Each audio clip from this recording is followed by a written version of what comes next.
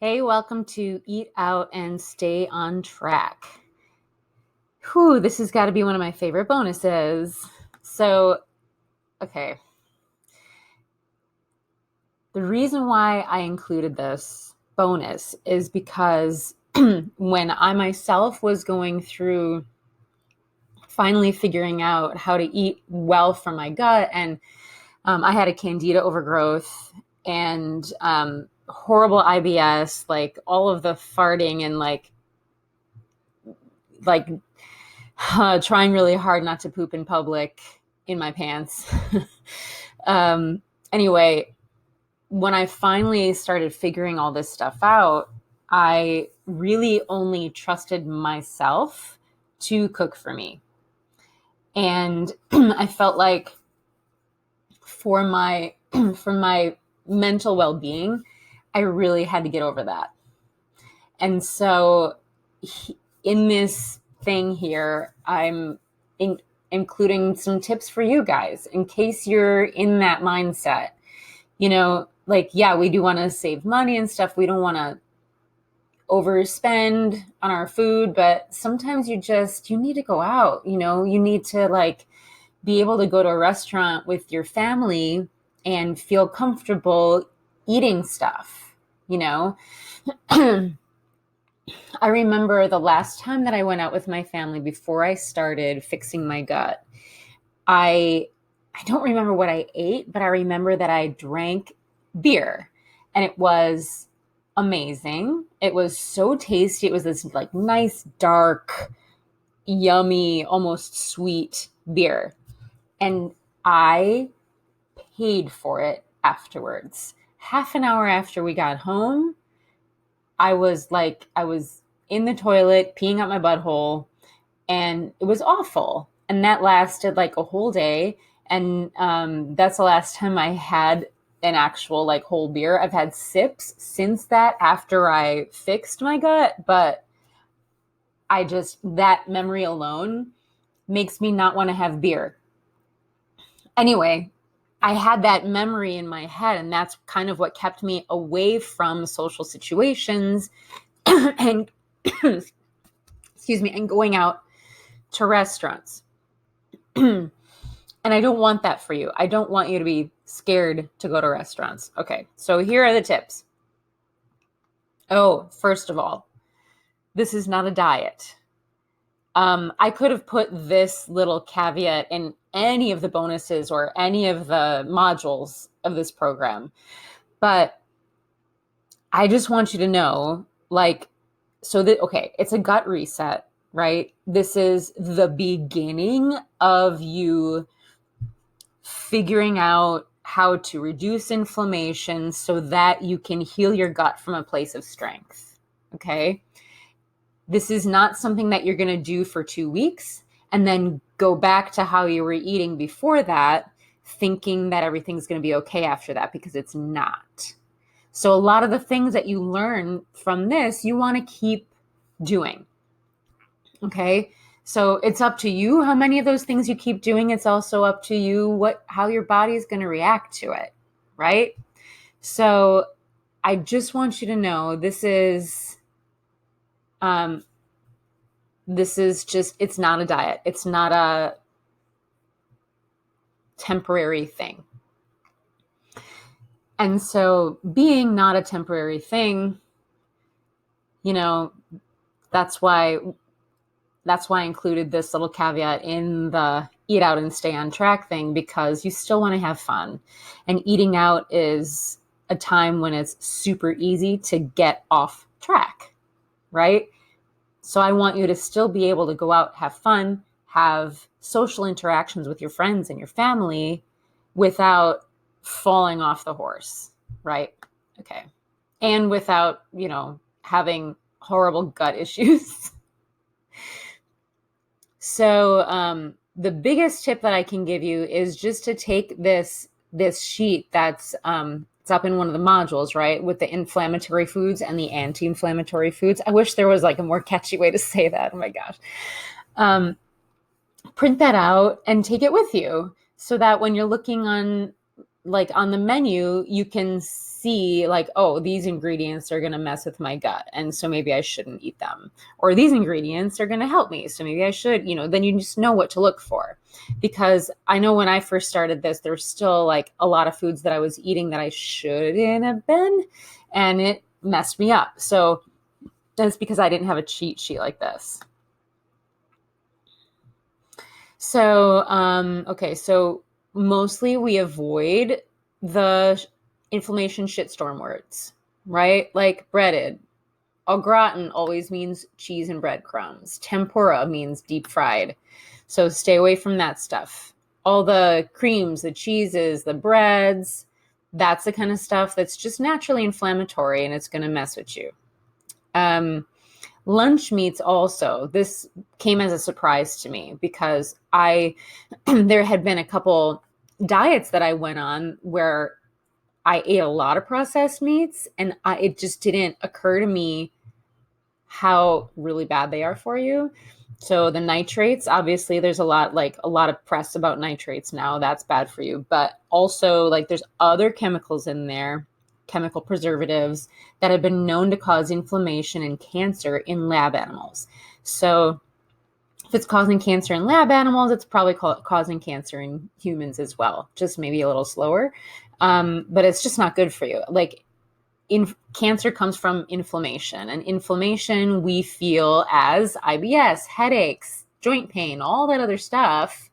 And so, if you want to keep your gut happy, then stay away from the toxic foods, right?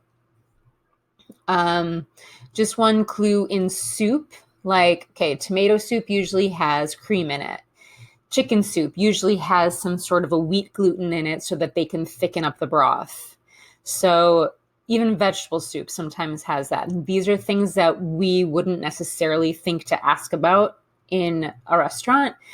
And so I just want you to know, like, to ask. So when you're eating a vegetable soup, don't just assume that it's just vegetables and broth. If you made it at home, that's what it would be. But at a restaurant, they add other stuff in there just to preservatives and just to kind of make it like exactly the right texture that they want to have. And they use gluten for that kind of stuff because gluten makes stuff thick and sticky. So just ask just to be sure, right? So something about salad, when we eat salad in a restaurant, a lot of times it's less than satisfying.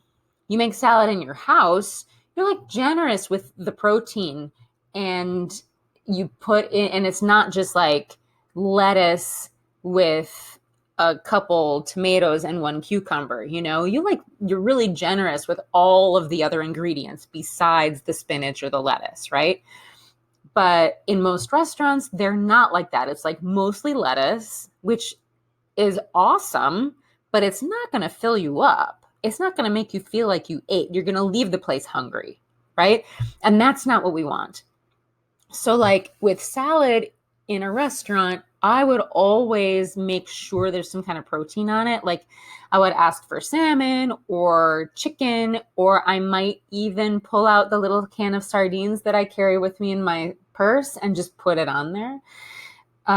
It's not such a bad thing to do. I mean, you might think that people are looking at you funny or whatever. They're not going to kick you out. Just like add your sardines. Who cares? But there are some restaurants like the ones that kind of specialize in salad. You don't have to worry about it there. There you can expect that it's going to be a lot of the goodies like Panera and places like that. Go for cooked meats over cold cuts. We covered that. If you're in a place where they serve cauliflower crust pizza, still check and make sure that it's wheat and dairy free. Because during this reset, we're staying away from wheat and dairy so that we can reduce inflammation in a dramatic way. So just during this reset, make sure you ask, so cauliflower crust pizza, soup, like these are things that like, oh, it could be good, but you got to ask, you got to make sure, right? Brown rice pasta also, a lot of times brown rice pasta is going to have wheat in it too. Check, make sure.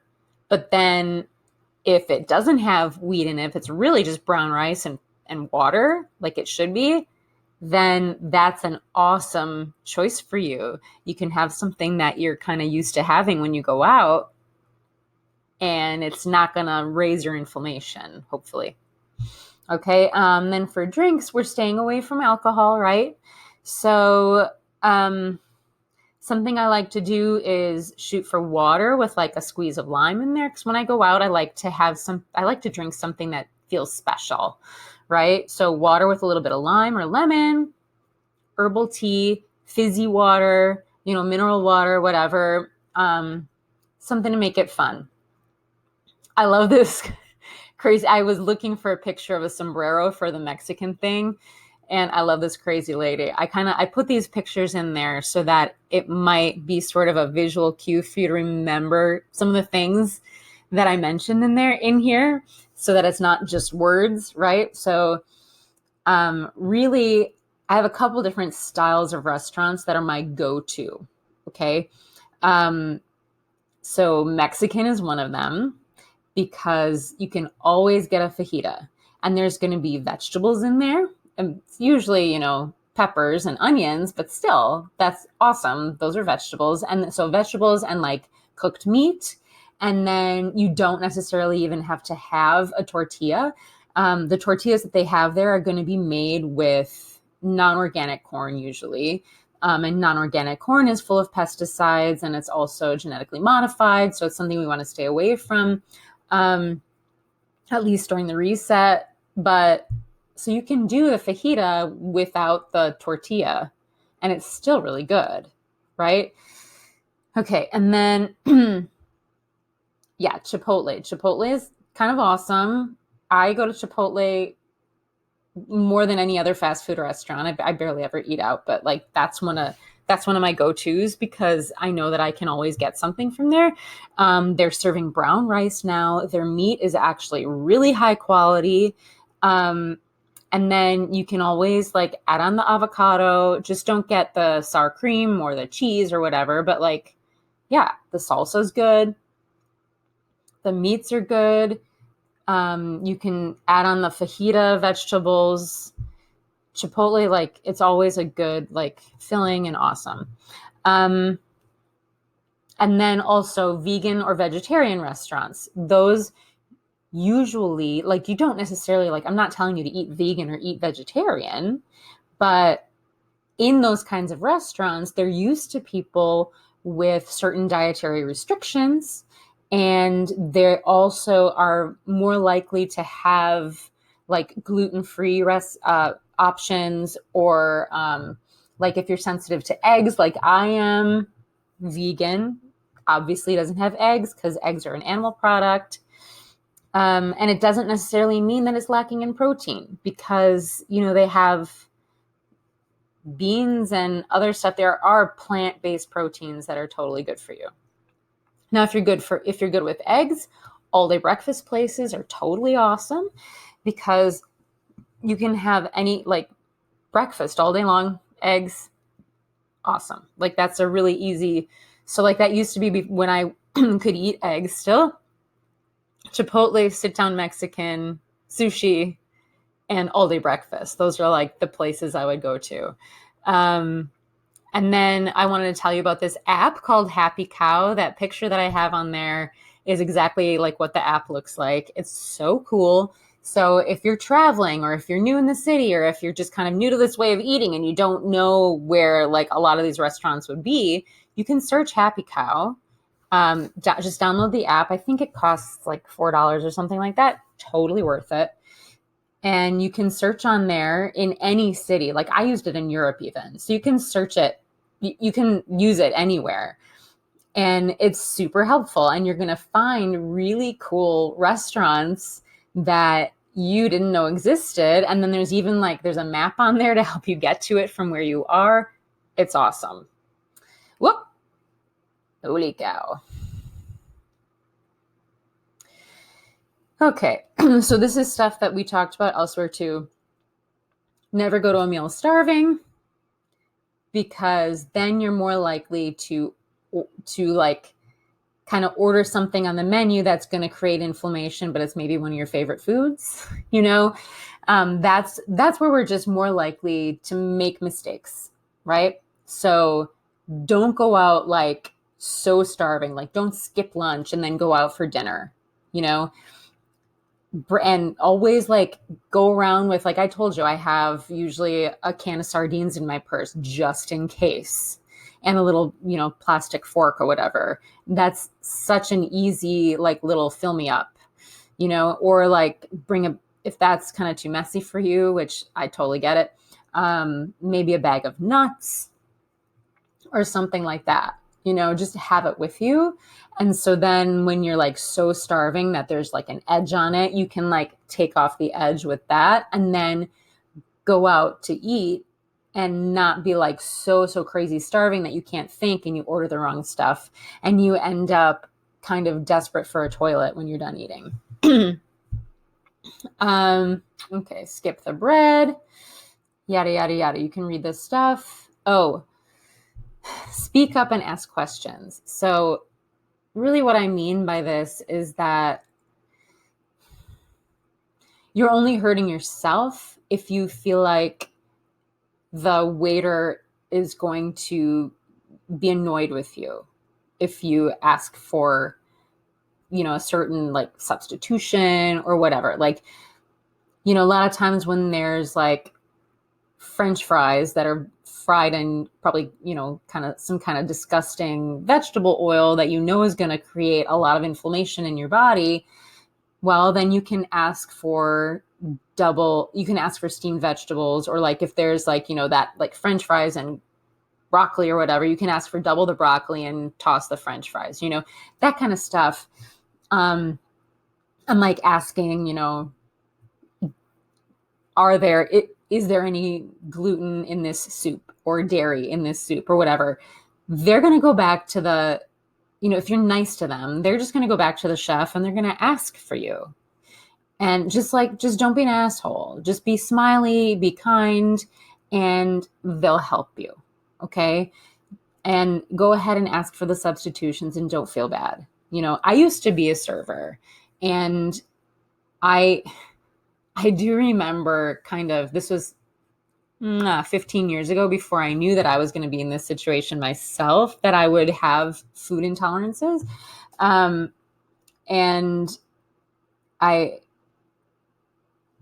don't know, I felt kind of